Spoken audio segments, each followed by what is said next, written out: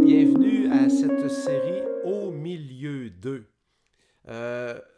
Cette semaine, je veux travailler le sujet du ménage. Et dans la Bible, on parle de la poussière et tout ça. Et je pense que c'est un beau sujet parce qu'on est dans le temps du grand ménage. Le printemps, souvent, on fait du grand ménage.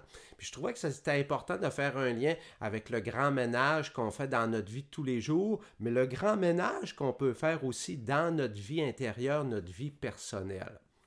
Le texte auquel je me laisse inspirer, c'est un texte tiré d'Isaïe. Alors, c'est dans le 52e chapitre, le deuxième verset. Secoue ta poussière et viens prendre ta place, Jérusalem. Arrache les chaînes de ton cou, fille de Sion, la prisonnière. Je vous répète cette belle parole d'Isaïe 52. Secoue ta poussière et viens prendre ta place, Jérusalem. Arrache les chaînes de ton cou, fille de Sion, la prisonnière. Alors, vous allez voir qu'à travers cet entretien qu'on va avoir ensemble, je vais donner un aspect positif de la poussière et un aspect négatif de la poussière. Parce que la poussière, ça représente la terre aussi, le sable. Alors, dans la Bible, on donne différentes significations, tout dépendant des circonstances. Alors, comme j'ai l'habitude, je me suis pris un petit peu des petites notes. Alors, on sait que durant l'hiver, nous, on vit l'hiver au Canada. Alors, il y a de la poussière qui s'accumule. On a fait quand même du ménage, mais on n'était pas à l'aise. Le printemps, c'est pour ça que la plupart d'entre nous, avec nos terrains extérieurs, le revêtement de la maison, on fait du nettoyage. Alors, cet entretien, c'est pour montrer que si on fait du nettoyage dans la vie de tous les jours, on en fait aussi à l'intérieur de nous. Il y a plein de produits pour faire du nettoyage. Les commerces essaient de nous vendre toutes sortes de produits. Il y a probablement des produits très efficaces, mais on nous dit encore sur des sites Internet qu'on pourrait retourner au bicarbonate avec du vinaigre, puis ça ferait très bien le travail. Alors, ce que je veux dire par là, c'est que même dans la vie spirituelle, à l'intérieur de nous, il y a toutes sortes de produits, toutes sortes de services qui sont recommandés. Puis en fin de compte, pour faire le ménage, c'est bien moins compliqué qu'on le pense. Nous, on a Jésus-Christ, on se connecte à Jésus-Christ, on se laisse guider par lui, puis arrêtons de se compliquer la vie. Ce qui est compliqué dans le ménage va peut-être vous surprendre. Oui, des fois, il y a des tâches à faire qu'on aime moins, mais c'est de se décoller. On dirait qu'une fois qu'on est parti dans le grand ménage, là, la roue est partie, puis ça va bien, mais c'est de se partir. Alors, le ménage intérieur, c'est un peu la même affaire aussi. Maintenant, j'y vais avec quelques citations, avec des explications, des citations de la Bible. On va nous dire en Matthieu 10, 14, secouez la poussière de vos pieds.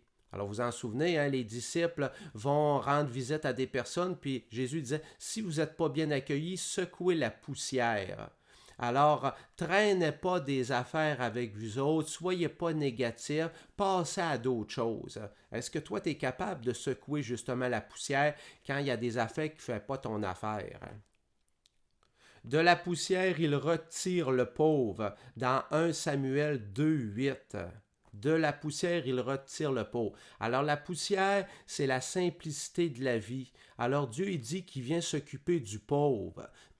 Le pauvre, la poussière, la terre, comme on voit tantôt, la création que Dieu nous a pris de la terre, c'est la simplicité de la vie. Dieu, il dit qu'il s'occupe de nous autres. Justement, Dieu forma l'homme, l'être humain, de la poussière de la terre, en Genèse 2, 7. Alors, la poussière, là, c'est pris dans le sens que nous, les êtres humains, on vient de la création. La création, c'est la terre, c'est l'univers. Et on va le savoir un peu plus tard, il va nous mettre son souffle. Mais on vient de la terre, on fait partie des éléments de la création. C'est la simplicité de la vie, il ne faut pas se prendre pour un autre. D'ailleurs, Dieu va dire au serpent, tu mangeras la poussière tous les jours de ta vie en Genèse 3, 14. Alors Dieu dit au serpent, à Satan, au démon, tu veux te prendre pour un autre, mais détrompe-toi, là, t'es à la poussière toi aussi, tu viens de là, de la création en tant que telle, peut-être pas de la terre en tant que telle, mais de la création. et viens pas te mettre au-dessus de Dieu, tu te trompes. Le premier homme est de la terre, le second est du ciel. Et ça, c'est dans 1 Corinthiens 15, 47.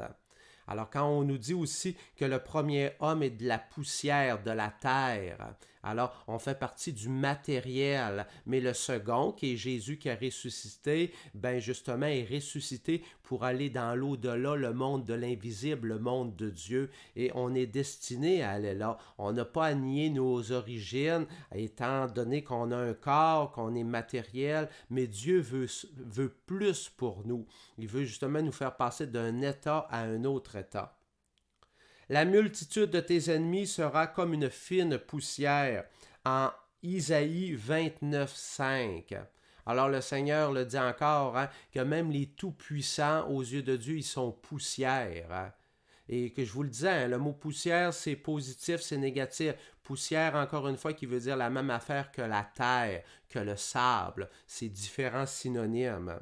Alors même les grands de ce monde ils se pensent bien puissants, alors aux yeux de Dieu, ils ne sont pas si puissants que ça.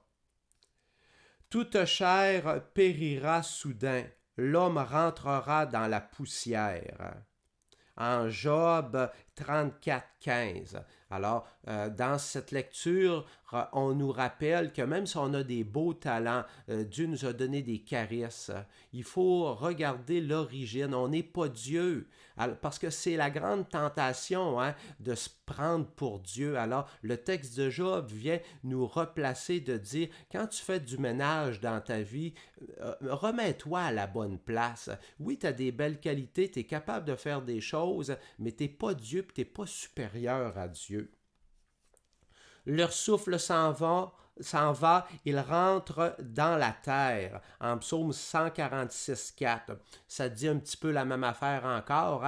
C'est tout le sens de l'humilité. Si vous avez du ménage à faire dans votre vie, d'ailleurs c'est ça, le maximum de notre vie, c'est toujours de devenir plus humble. Parce que justement, on est orgueilleux et le cheminement spirituel, c'est de dire encore une fois, oui, Dieu nous a donné des belles qualités, des caresses, mais c'est Dieu qui dirige notre vie. Dieu, il sait ce qui est bon pour nous et on n'a pas à se prendre pour Dieu.